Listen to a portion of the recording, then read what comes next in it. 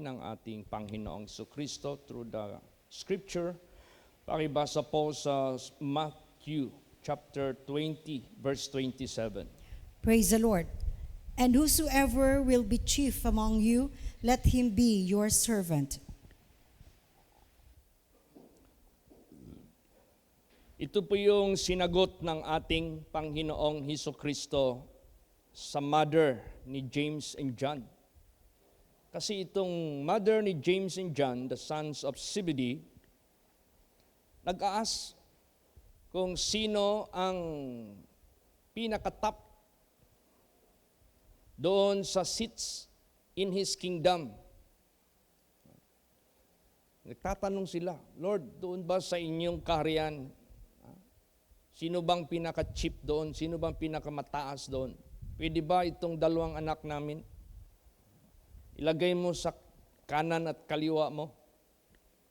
Pero ang sagot ng ating Panginoong Hesukristo, binaliktad niya. Ang sinagot niya dito, and whosoever will be chief among you, let him be your servant. Kung sino man ang gusto ninyong pinakamataas doon sa langit, siya yung magiging alipin ninyo dito sa lupa. So, kung ating intindihin, kung gusto mong maging mataas doon sa langit, dito sa lupa, magpakumbaba ka o maging servant ka. Dapat maging servant ka. Kasi iba kasi ang world na pamamaraan, worldly ba na pamamaraan, na kung ang worldly na pamamaraan na chief ka o mataas ka, dapat ikaw ang paglingkuran. Dapat maraming tao ang pupuri sa iyo, mag-recognize sa iyo, maraming tao na mag-serve sa iyo. Pero sa ating Panginoong Diyos, baliktad. Absolutely. Kung gusto mong mataas doon sa langit, dapat maging alipin ka. Praise the Lord. Hindi kay maraming taong mag-serve sa iyo, kundi gaano karami ang tao na pinaglingkuran mo. Yun ang point ni Lord Jesus Christ sa buhay po natin.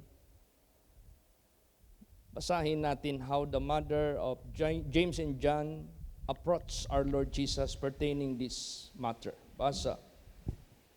Matthew 20, verse 20 and 21. Praise the Lord. Then came to him the mother of Zebedee's children with her sons, worshiping him and desiring a certain thing of him. And he said unto her, What wilt thou? She saith unto him, Grant that these my two sons may sit, the one on thy right hand and the other on the left, in the kingdom, in thy kingdom. Yan. Yan yung approach na kung maaari lang itong dalawang anak ko, paupuin mo. Isa sa kanan, isa sa kaliwa. Pero ang sagot ng ating Panginoong Hesukristo, kung gusto mo maging chief, maging mataas doon, kailangan siya yung maging servant of all sa mundong ito. Kaya, malaking aral yan na binigay ng Diyos sa buhay natin. Kasi ang sanglibutan, baliktad talaga sa pamamaraan ng ating Panginoong Hesukristo. It is absolutely opposite. Tingnan mo yung mga Gentiles na nag-exert ng authority dahil sila yung tinuturing nila yung sarili nila na mataas. Tinuturing nila yung sarili nila na nasa authority sila. Ano ang kanilang pamamaraan? Basahin natin. Mark 10:42. Praise the Lord. But Jesus called them to him and saith unto them, Ye know that they which are accounted to rule over the Gentiles exercise lordship over them, and their great ones exercise authority upon them. Yes. Yan ang pamamaraan ng sanglibutan.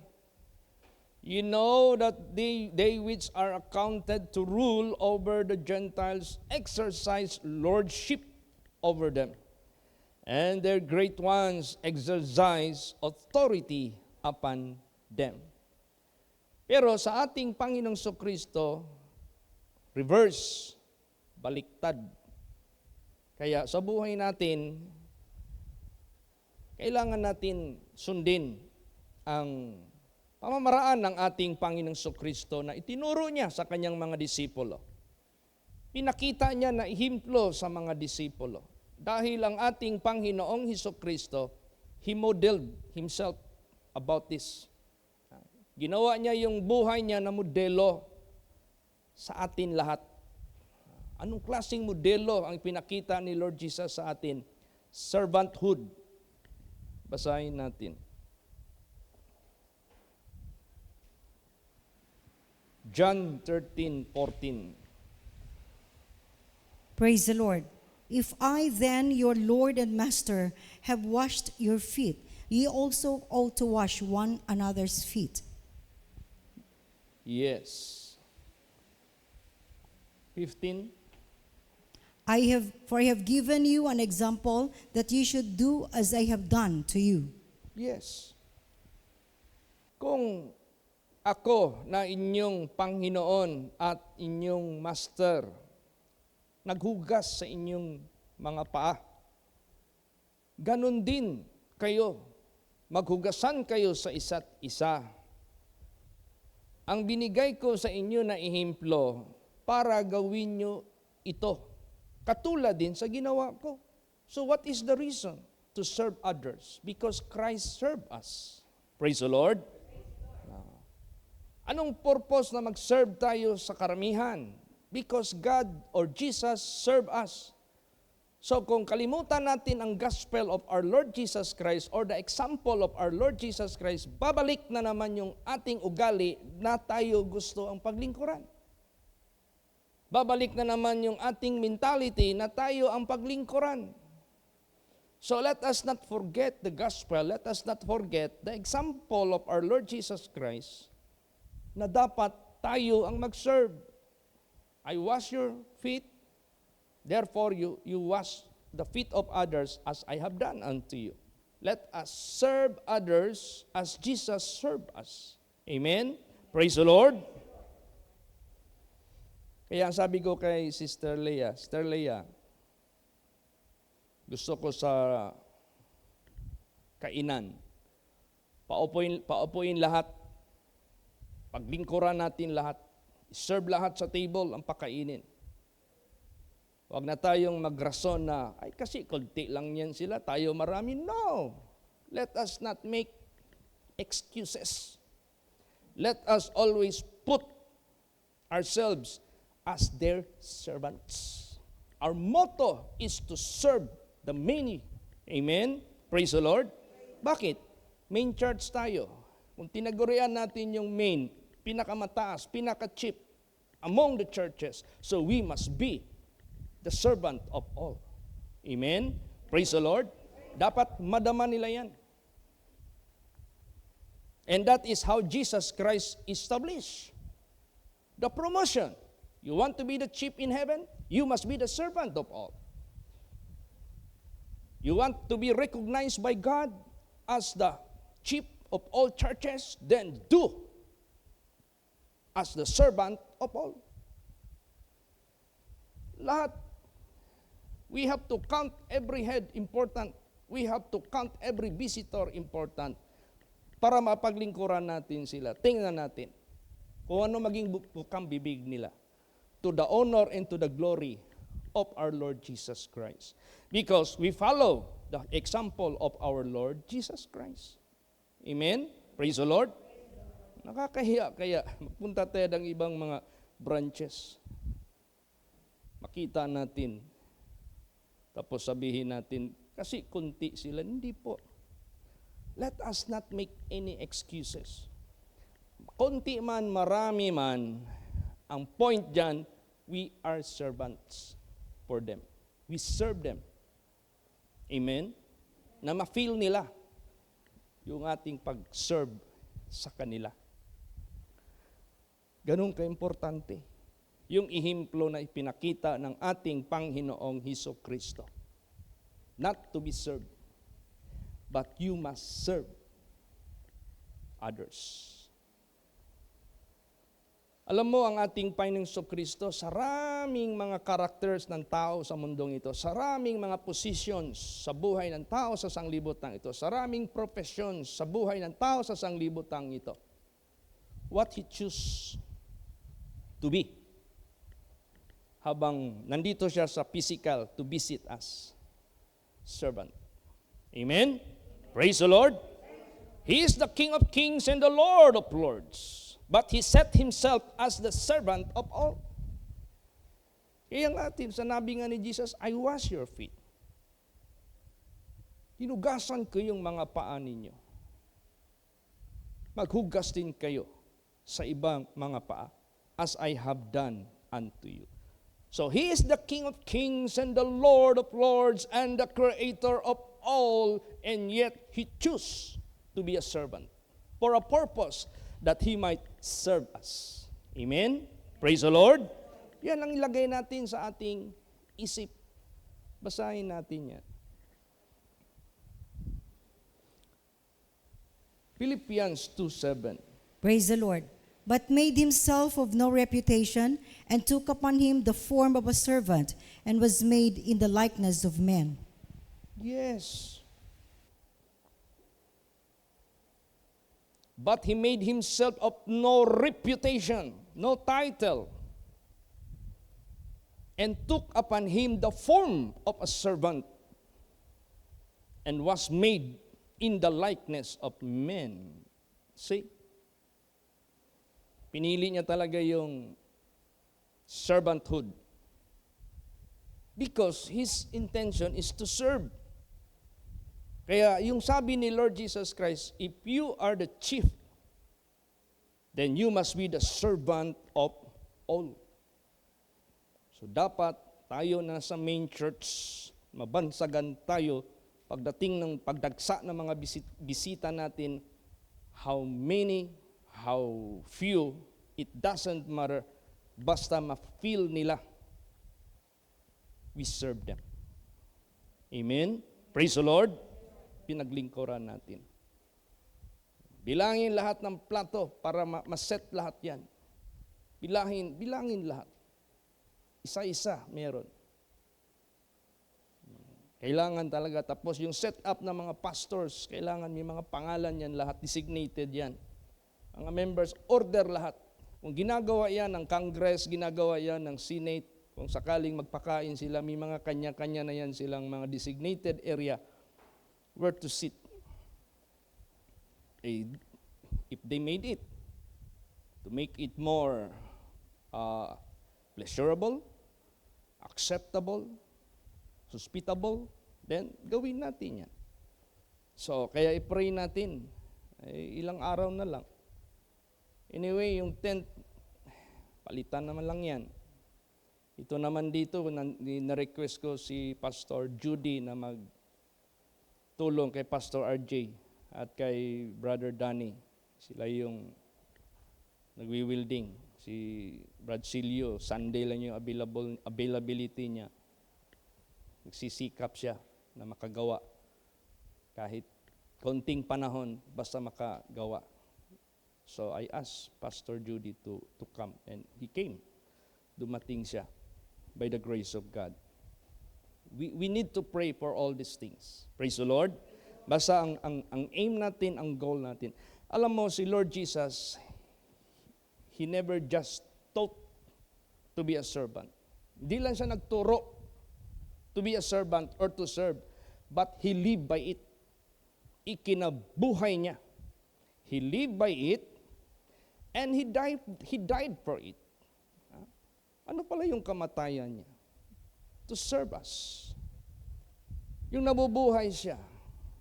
Kaya nga minsan pag mag-service tayo, house church o house worship, minsan nilalagyan ako ng upuan for me to sit down. Pagtapos na ng testimony hours, tayo ako. May mga taong nakatayo.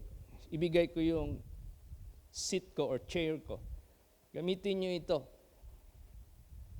Kasi pag mag-preach ako, I have to stand because I am the one who serve you.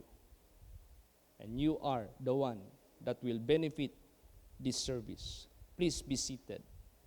So yung servanthood natin, nakuha natin yan sa ating Panginoong Hesus Kristo. And let us do this, small scale or big scale. Lahat ng scale, as is yung ating gawin na tema, motibo sa ating kapwa. Amen? Praise the Lord. Salamat ako kay Jesus dahil marami nang na-develop dito ng mga houses that can accommodate visitors. They sacrifice everything just to accommodate. Maybe 8 houses na. No? Of course, dito ilang kwarto naman ito. Sa bahay, nadagdagan niya yung bagong parsonage. Basta binilang parang 8 houses. Praise the Lord. Or 9 houses. Lahat dito sa compound, nag-accommodate sila ng mga bisita. Lahat dyan.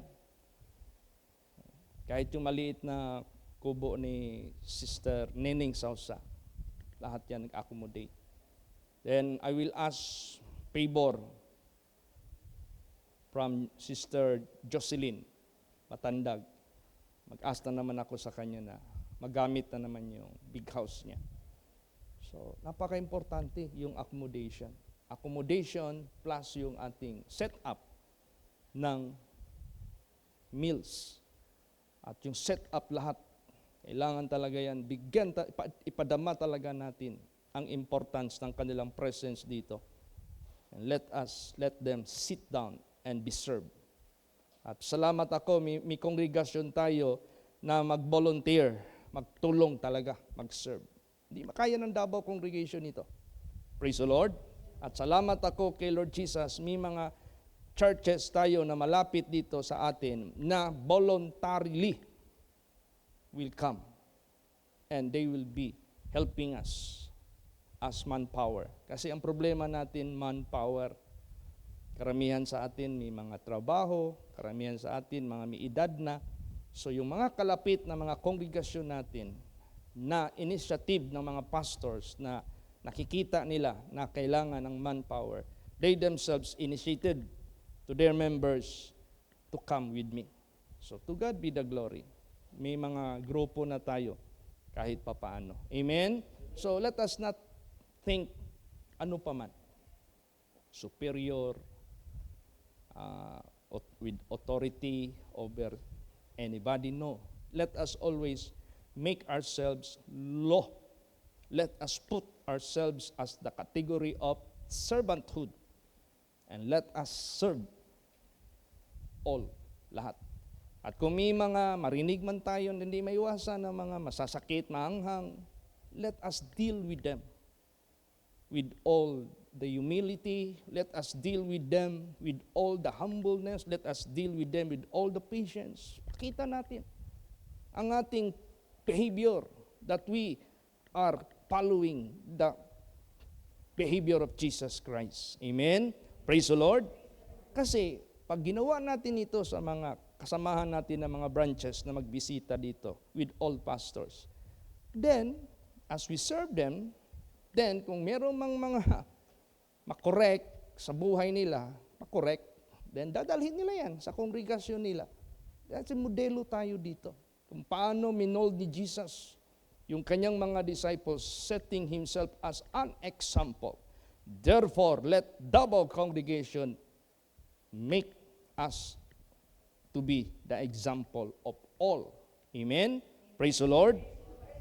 Hindi lang sa paninindigan.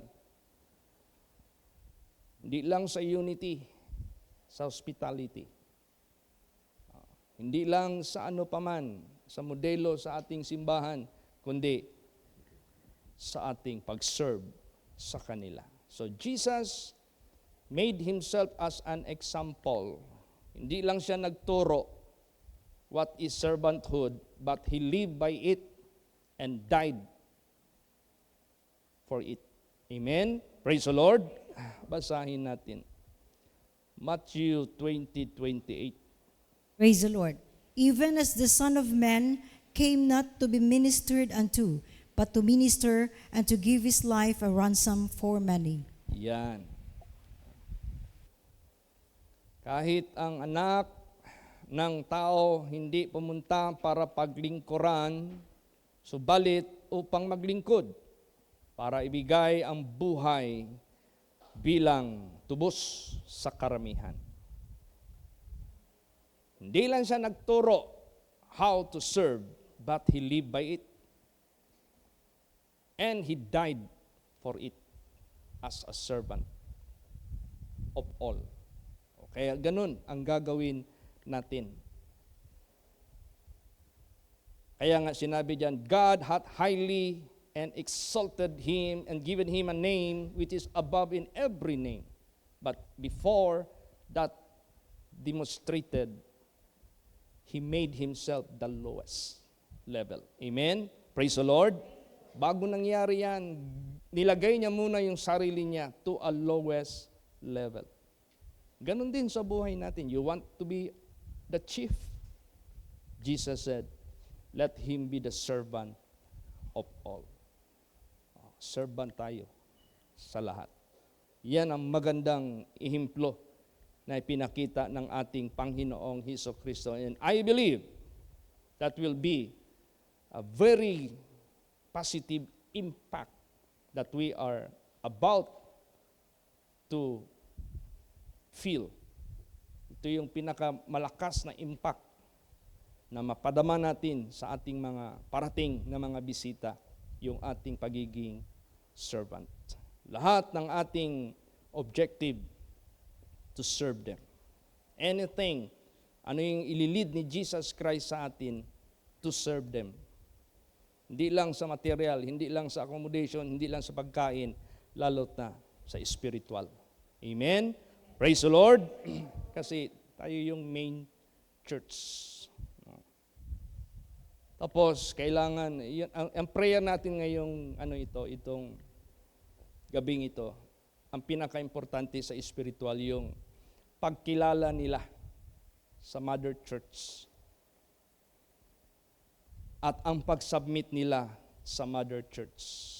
At ang pagkilala nila sa inilagay dito sa Mother Church. Hindi lang sa pastor, kundi sa national level. Both yan eh.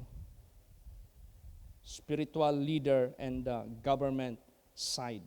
So, dapat, kung meron tayong, tulad yan, nag-meeting tayo national, meron na tayong napag-usapan.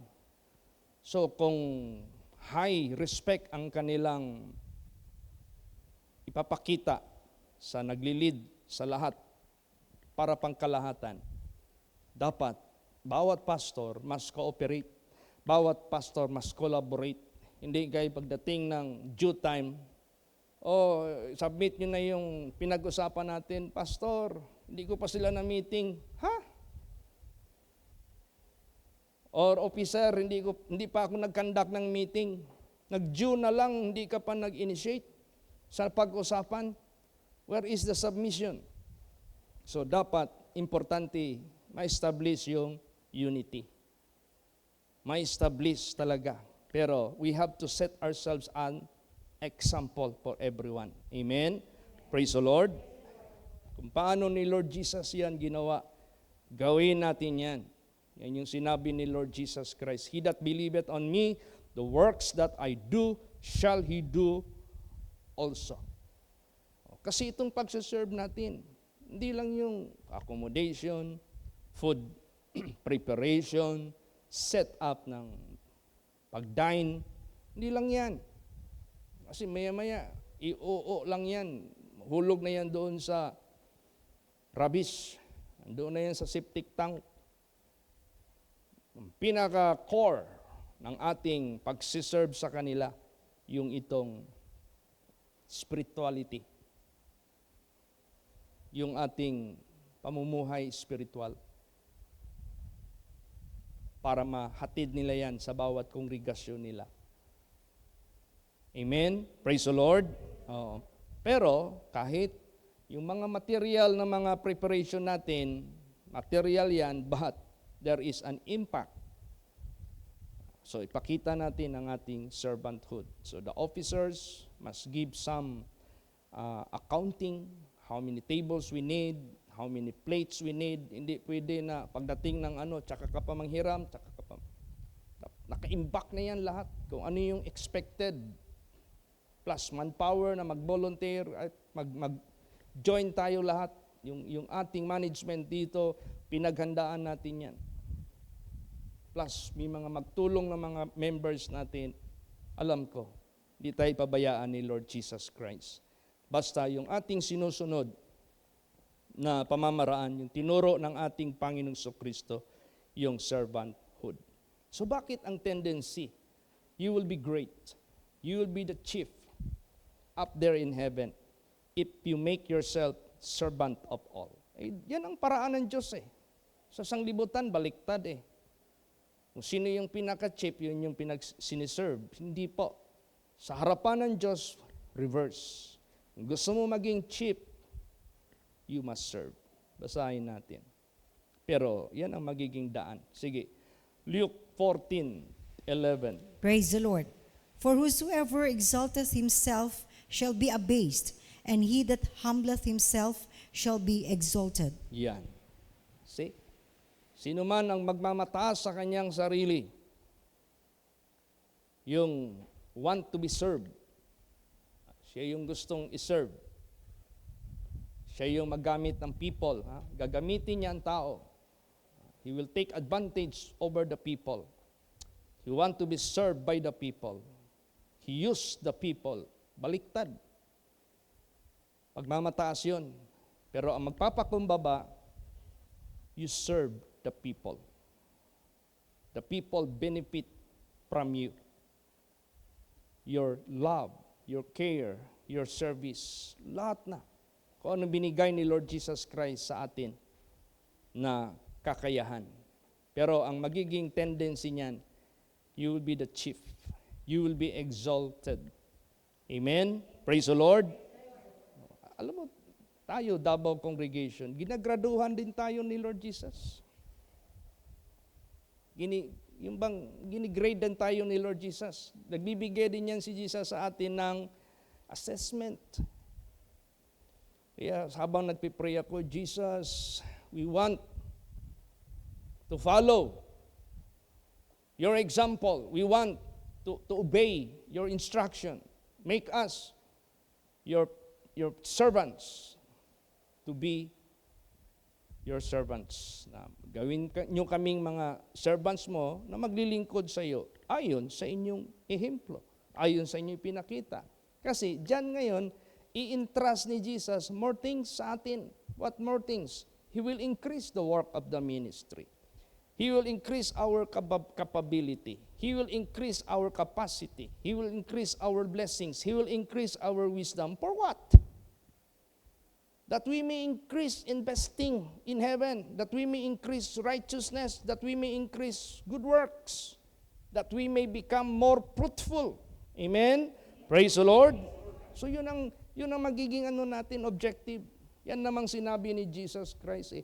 Masaya siya pag naging fruitful tayo. Siya, if we are bearing much fruit. Sabi nga ni Jesus, if a tree bearing fruit, then I will make something to make him more cleaner so that he might make and produce more fruits. But sino yung hindi namumunga, I will cut it. Puputulin ko. Now, what kind of fruit we have to bear? Anong klaseng bunga na dapat nating i-bear, ibunga? Yung galing sa puno. Galing sa ating Panginoong Kristo. Let us follow the servanthood of our Lord Jesus Christ. Amen? Praise the Lord. Pag makita ng ating Panginoong Kristo dyan, sabihin ni Lord Jesus, now, my children, I have seen already. You have copied my example as I have done it unto you. You have done it to others. Then I will give more capability, capacity, more blessings, more stewardship so that you might do more and more, so that you may bear much fruit more and more. Di masaya tayo. Dahil yung master natin, he can give all the grace toward us that we may be able to abound in every good work. Amen? Praise the Lord. Yan man, ang gusto ng ating Panginoong Hesukristo.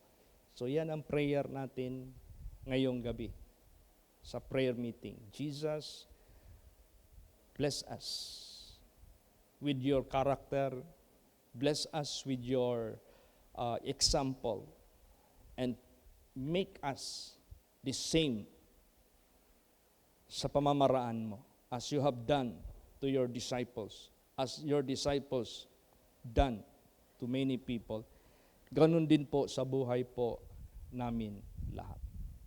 Kaya salamat ako kay Lord Jesus, at least yung ceiling natin almost done, no? Almost done. Then meron pa tayong extra na hindi ko inasahan na at least ma-beautify man lang yung ating sanctuary. Nagkaroon tayo dito ng improvement. I consulted Brad Silio. Brad Silio, anong magandang gawin? Ito na yung ano niya, sinabi niya sa akin. So, to God be the glory. Hindi lang yan ang ating gagawin. Marami pa tayong gagawin para sa kaluwalhatian ng ating Panginoong Hesukristo. So, don't chase titles. No, huwag kang maghabol-habol ng titulo. Huwag. Ang ating habulin, kung ano yung call ni Jesus sa atin na to serve, yun ang habulin natin. Yun ang i-chase natin. Yun ang team natin. Yun ang motto natin. Yun ang objective natin. Jesus called us to serve. Amen? Praise the Lord. Yan talaga ang pinaka-calling ng Diyos sa buhay natin. Hindi kay we will count how many people serve us. No. Let us make how many people we can serve. No? Hindi kay magbilang ka ng ilan naman tao nag-serve sa atin. Ilan naman tao ang nagamit natin. Hindi. Let us do this, how many people we serve. Yan, yun, ilang taong ma-serve natin. Ilang tao ang mapaglingkuran natin. Literally, materially, physically, and above all, spiritually. Spiritually. Praise the Lord. So I'm so thankful na notice ko na rumarami yung mga viewers natin sa mga preachings. Naga-increase. Sabi ko, Jesus, salamat po. Because these viewers, these are the people whom we serve.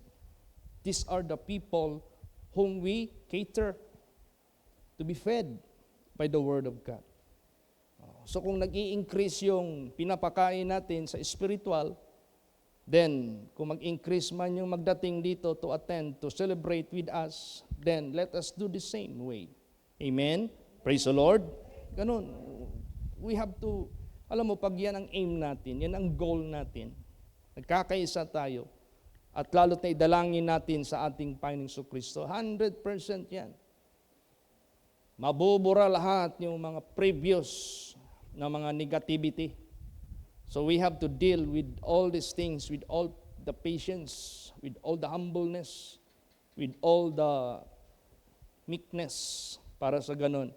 Kung ano yung gusto ng Diyos na ipapagawa sa atin, yan ang dapat nating gagawin.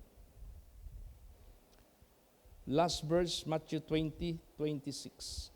Praise the Lord. But I shall not be so among you, but whosoever will be great among you, let him be your minister. Praise the Lord. Yan na, ang pinaka-final na sinabi ng ating Panginoong Jesucristo. Doon nagtapos yung kanyang explanation sa gusto ng mother of John and James na ipaupo sa kanyang left and right. And many disciples were there. Many disciples were observing it. what will be the stand of Jesus, what will be the statement of Jesus. Kasi pag nagkamali lang si Lord Jesus doon, baka magkagulo sila. Baka magkaroon ng inggitan, baka magkaroon ng hilahan pababa. Di ba? Parang Senado natin sa Pilipinas, nag-walk out ang minority dahil hindi nila nagustuhan yung mga dapat nilang aprubahan. So dito sa atin, let us agree in one thing to our Lord Jesus Christ. Amen? Praise the Lord. So tayong lahat maging prayerful kasi tayong lahat magiging gamitin ni Jesus. Tayong lahat magpa-participate nito.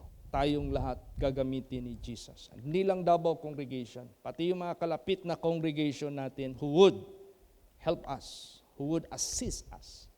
Let us welcome them. Let us give. Para bang meeting, mas maganda yung marunong kang makinig. At kung okay, abide. Hindi kay marami kang complain, marami kang salita, hindi naman nagkukulang na nagkakamali. So tayo, more on hearing at dapat natin i-absorb ano yung ikabubuti natin lahat. Praise the Lord. So to God be the glory. Salamat tayo sa ating Panginoong Diyos. So wag nating kalimutan i-pray si Brother Tony Martin. Nakalabas na siya sa ICU. Nasa private room na siya. At yun na lang kunting infection sa ihi niya ang tinatapos. And after that, kauwi na yan. So let's pray for this. Kasi ang family nag-request sa akin na I will accommodate them. And pray for their house. At present na sila lagi sa mga live streaming natin. They follow the preachings of the Word of God. Amen? Praise the Lord. So, let's pray for Sister Risa also. Wala siya dito, parang nabinat ata. But ubo na lang daw ang natili sa kanya. So, let's pray for her. And lahat, anong maisip natin na pray, mga kongregasyon natin, i-bless ni Jesus Christ, i-sustain. Pastor Tam, God will give him more strength and long life to minister more and more. Praise the Lord. Kasi kami na lang dalawa senior pastors ang naiwan. Then let's pray for all junior pastors to serve God faithfully, honestly. Para sa ganon, makaka-disciples pa sila ng marami pang mga future na maglingkod sa Diyos, na marami pang ma-encourage na mag-serve sa Diyos as pastors kasi marami ang posibilidad na mabuksan ng mga kongregasyon. Amen? Praise the Lord. Then lahat ng mga members, i-pour out ang blessings ng ating Panginoong Kristo and let everyone be concerned, be faithful. Why God choose you? Why God called you to serve God? Saan ka? Sa material ka? Serve God. Sa spiritual ka? Serve God. So itong lahat, isa lang ang ating direksyon, ang ating pinaka-master, ang ating Panginoong Kristo. After that, we all invest in heaven. Amen? Lahat tayo nag-i-invest doon sa kaharian ng ating Panginoong Hesus Kristo. So kaya, huwag natin kalimutan yung example na tinuro, pinakita, at Jesus asked this to His disciples, do it as I have done unto you. Then the same message to His disciples, the same message to us. As Jesus have done to us, He served for us, let us serve for the others. Amen? Praise the Lord. Magsitayo po ang lahat.